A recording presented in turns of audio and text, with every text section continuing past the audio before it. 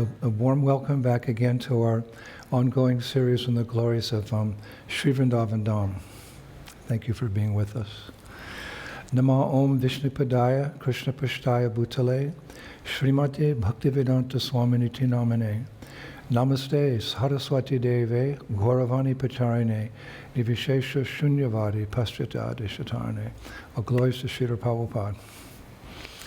So in our last two lectures, we touched on the pastimes of two of Vrindavan's very famous personalities, Lila Sakhi and Vishaka Sakhi, who of course are part of the larger group of Sakhis, including Champakalata, Indulekha, Ranga, Chitra, Tungavidya, and Sudevi. They're known as the Asta Sakhis. And these Sakhis are really, they're direct expansions of Srimati Radharani herself. She expands herself to enhance the amount of pleasure she gives to her beloved Lord Krishna. And we've already discussed most of these 8 Sakhis in our lecture series during the year, but naturally as one reads more and more and more, we come across new information. So I thought today I would share with you a very beautiful pastime of Chitra Sakhi, which I came across in my work at the Vrindavan Research Institute. But before that, a brief reminder of who is Chitra Sakhi. We discussed last year that she's actually one of Srimati Radharani's closest friends. She lives in the village of Chiksholi, near to Varshana.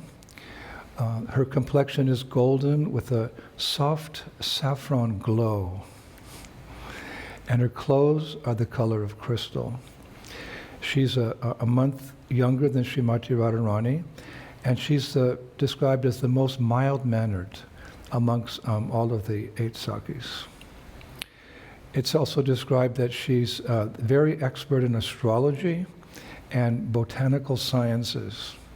She knows many languages, and she's expert in the art of composing riddles and speaking in double meanings. For example, once when Krishna and the gopis were observing the natural beauty of Vrindavan's forests, Chitra Sakhi pointed to a swarm of bees. They were flying around a Bandhu Jiva flower. A Bandhu Jiva, I had to look that up. That's a moonflower, a moonflower. So all these bees were, a swarm of bees were flying around this flower. So Chitra Sakhi pointed to it, and she said, quote, "These bees have the same luster as Krishna. They sing on the 5th note like his flute, and they collect honey from only one of many flowers. Just as Krishna favors the love of only one of many gopis, Shri Radha." So there's a double meaning. One time, Krishna asked Shri Radha, quote, "My dear Radha, who is expert in making ornaments and pictures, is very mild, does not tolerate pride, and gives us joy?" So Radha answered immediately, that is Chitra Sakhi. So then Radha and Krishna, they cast loving glances towards Chitra Sakhi, who, true to her character, she shyly lowered her head without saying a word. Now, Chitra Sakhi is very famous for her artistic skills. She likes to use natural pigments to paint Krishna's pastimes on silk, and sometimes she draws beautiful designs on his cloud-like body, it's written. She's most famous for painting portraits that look as if the person is present in the painting. And in addition to being a gifted artist, Chitra Sakhi is also a very skilled cook who, and this is really interesting, can understand the taste of foods merely by glancing at them. who can understand the taste of foods merely by glancing at them. And like all the gopis, she's an expert musician. Her favorite instrument is the veena, which we know in the West we call that the lute, actually. But she can also play music by striking pots filled with different amounts of water. And sometimes she recites mantras in perfect rhythm with Krishna's dancing. And although Chitra Sakhi is very mild-mannered, as we mentioned, sometimes she becomes very annoyed with Krishna. On one occasion, she said to Radharani, quite strong words, she said to Sri Radha, "My dear Radha, you cast loving glances at Krishna and you glorify him. But give up this politeness, dear girl, and show your true feelings. Show him your anger, Radha." So it may seem out of character for a loving servant of Radharani to speak so harshly. But the acharyas say that even qualities like lust or anger or greed or pride or in this case harshness in the gopis, these qualities are actually worshipable by us. They're worshipable by us. How could that be? Well, all these dealings, these words and different activities between the gopis and Krishna, etc., ultimately they just bring forth more loving sentiments. It's on the Transcendental platform. And Srila Jiva Goswami, he explains this quite clearly in a verse. He writes a verse at the beginning of his commentary on Dan Keli Kumudi. Very beautiful verse. Danakeli kalo lupta, dhanama maryada yora bhaje, radha madhava yo kama, loba dhamba madanvitam. Quote. Really interesting. He says, I worship the lust, greed, deceit, pride, and falsities of Radha and Madhava, who have lost all sense of worldly religiosity while displaying their loving quarrels in the pastime of exacting dhana, or tax, unquote. So that's clear. So now for the pastime. We recently discovered this pastime of Chitra Sakhi in the Institute in a book written in Vraj-bhasa language, the local language here in Vrindavan, Vraj-bhasa. And it's called Sneha Liha. Sneha Lila. It means Pastimes of Affection. By one well-known Vaishnav poet, Rasika Rai Das. Now the Sanskrit term for affection is sneha, but in Vraj-bhasa we say saneha. So he wrote it in Vraj-bhasa. So Pastimes of Affection by Rasika Rai Das. And therein it's described that once upon a time, to quote Prabhupada, actually in several instances in his book, once upon a time, Krishna asked his mother, Yasoda, "Mother, please tell me, who do you love the most?" So Yasoda replied, "Of course you, my beloved son." Then Krishna asked, "And mother, how much do you love me?" And Yasoda replied, "There's no limit, my beloved son." So then Krishna said, "Then mother, may I ask you for something?"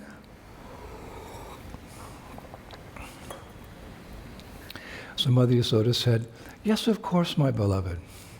So Krishna said, quote, "My dear mother, my friend Sridama cries when he goes home without me.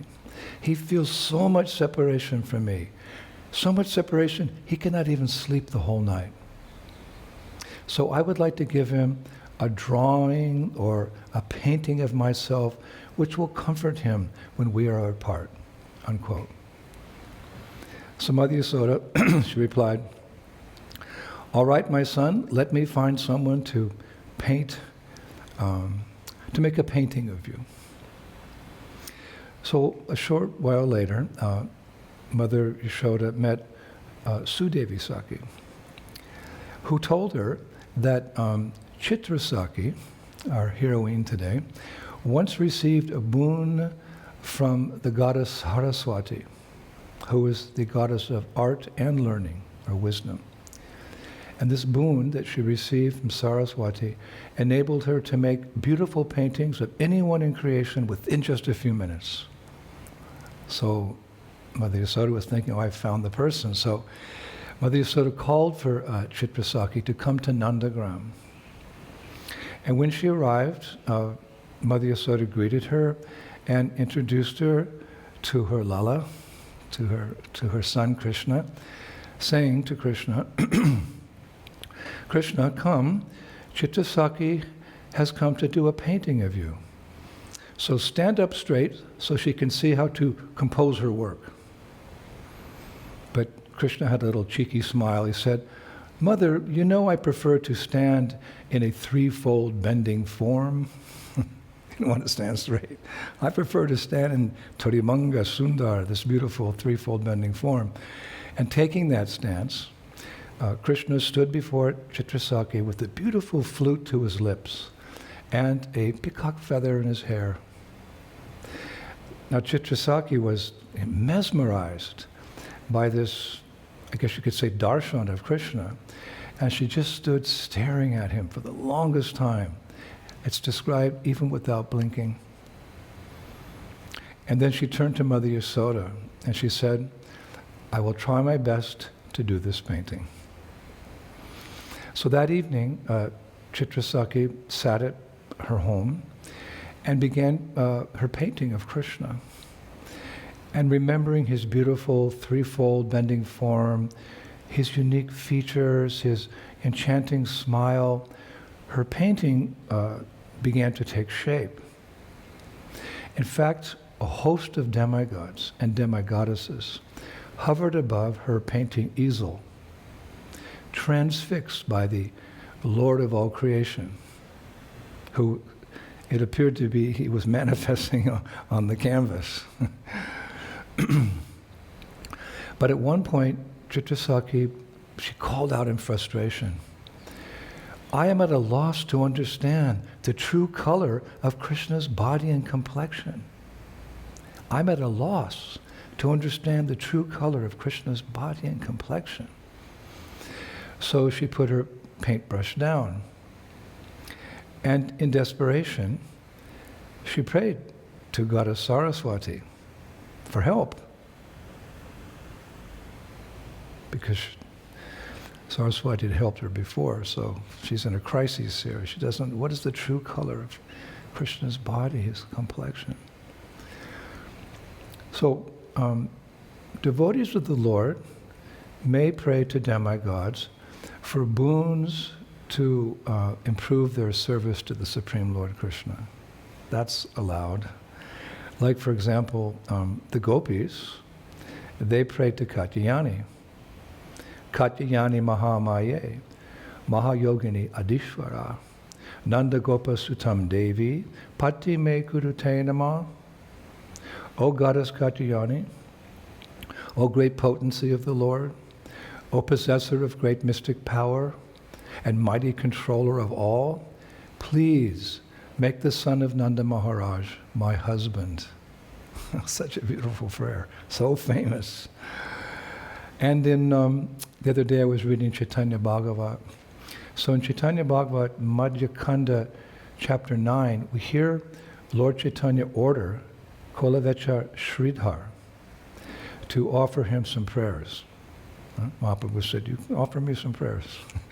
But Kolavecha Sridhar very humbly replied, Prabhu Muni Mudham Mati.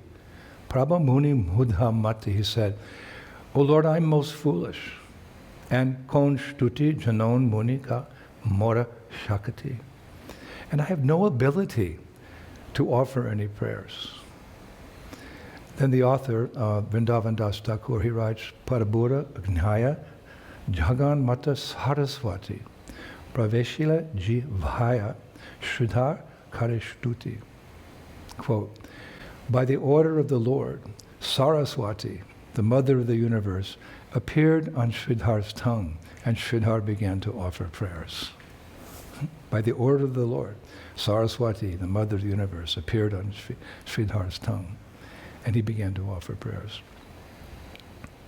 So when Chitra Sakhi put down her brush and prayed to the goddess Saraswati to help her finish her painting of Krishna,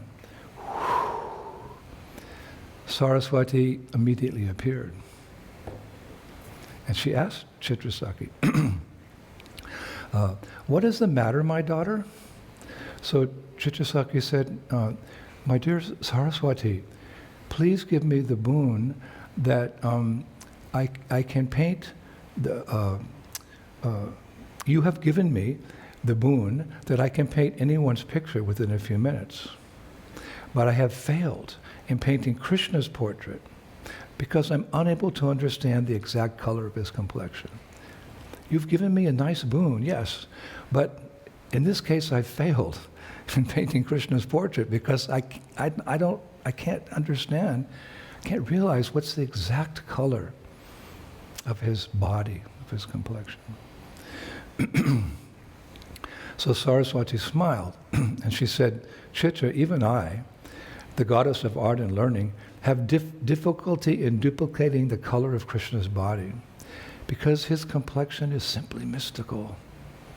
Even if one mixes each and every color in the creation in an infinite variety of ways, one cannot duplicate the exact color of Krishna's transcendental form. I think to understand the true color of Krishna, you have to go to Srimati Radharani, the queen of all wisdom and art. She will bless you. Only then can you finish your work for Mother Yasoda. So Chitra Sakhi went to see her queen, Srimati Radharani, to explain her dilemma. And as she entered the kunj, where Radharani was sitting, surrounded by her effulgent maidservants, Chitra Sakhi came forward and explained her problem.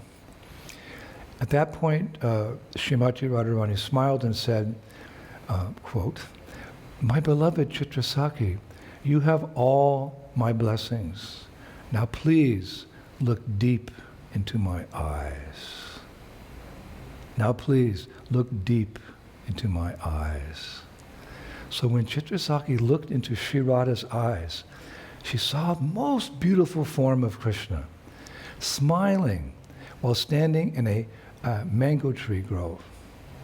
Now Chitra Sakhi was amazed to see this form of Krishna, and while carefully meditating on him, in the eyes of Sri Radha, she suddenly realized the true color and complexion of Krishna. She was ecstatic, thinking, now I can complete my service to Mother Yasoda. And as Srimati Radharani slowly closed her eyes, Sudevi Sakhi spoke up. She said, it's very significant, quote, dearest Chitra Sakhi, the secret to your success in realizing the true color of Krishna's body is solely by the mercy of Srimati Radharani.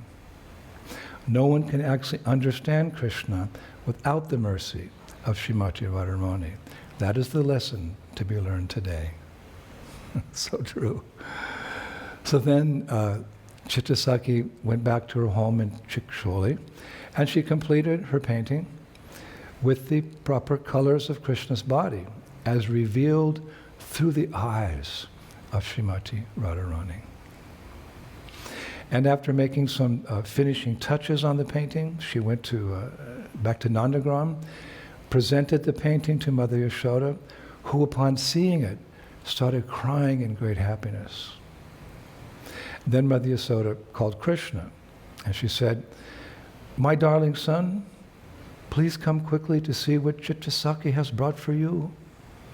So Krishna came and he climbed up on the lap of Mother Yasoda, and she showed him the painting of him, and he said something really interesting. He said, Mother, why are you showing me a mirror? why are you showing me a mirror? Remember the expertise of Chitra Sakhi, that she could paint in such a way that it appeared the person was actually present in the painting. So Krishna said, why are you showing me a mirror? So Mother Yasoda, she said, Lala, this is not a mirror. This is a painting of you. It is so perfectly done that we can even see the true color of your beautiful form, so dear to all of us. You can now give this painting to your friend, Sridama, so that he will never feel any separation from you. And then Yasoda turned to Chitra Sakhi and said, dearest Chitra Sakhi, how can I pay you for this beautiful painting? So Chitra Sakhi replied, just with your blessings, Elder Yasoda. Just with your blessings, Elder Yasoda. So Yasoda Mai, she said, yes, of course, but ask for something, whatever you desire. So Chitra Sakhi, she smiled and said with a touch of humor, well, you can give me your son. But those words, Mother Yasoda, just hearing those words, she was like in shock. And she said, quote, I can give up everything for Krishna, but I cannot give Krishna away for anything. Profound. I can give up everything for Krishna, but I cannot give Krishna away for anything. And even Krishna was shaken. And he spoke up also. He said, and I cannot live without my mother. We are inseparable, like water and wetness, or the sun and its warmth. And I cannot live without my mother. We are inseparable, like water and wetness, or the sun and its warmth.